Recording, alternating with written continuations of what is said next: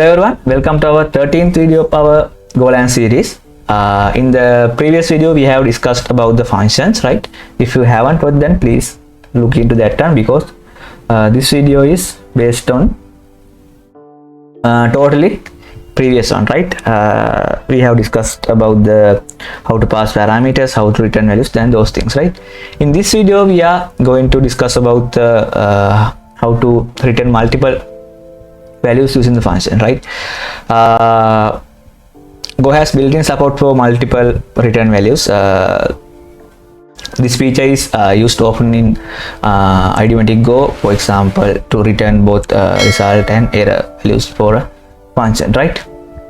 From a function.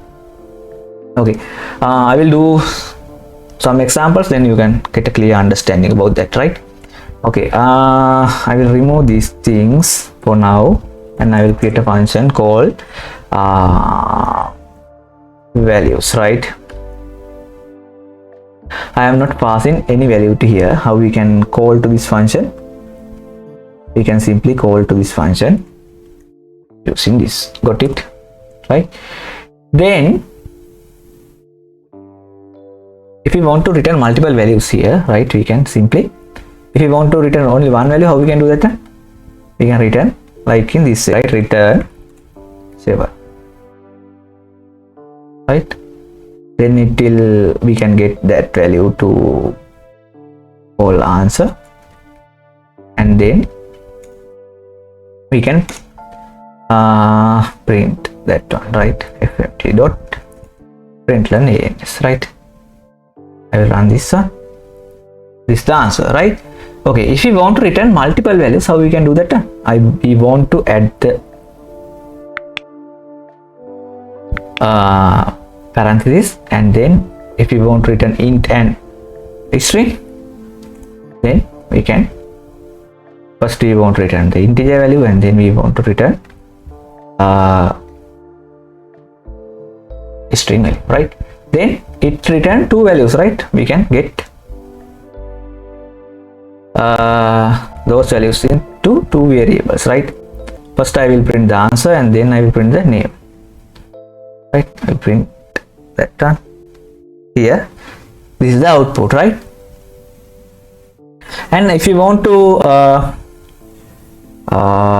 ignore some value, how we can do that one? That one we already have discussed those things, right? We can use underscore and name one. I will get another new variable here, and then call to the values function, right? Then we can simply get only the name, right?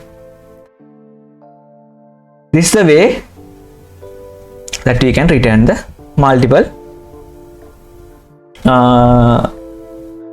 values using the function, from a function, right? Okay, hope you got these things, right? Please doing the continuous practice, and then you can get a clear understanding about how these things happening, right? In the next video we will discuss about some more features in the functions, like accepting variable number of arguments, right? That is a very important feature that provided by the function. It is actually a nice feature. We will discuss that one in the upcoming video, right? If you learn new things, please subscribe to channel, and please share those things with your friends, and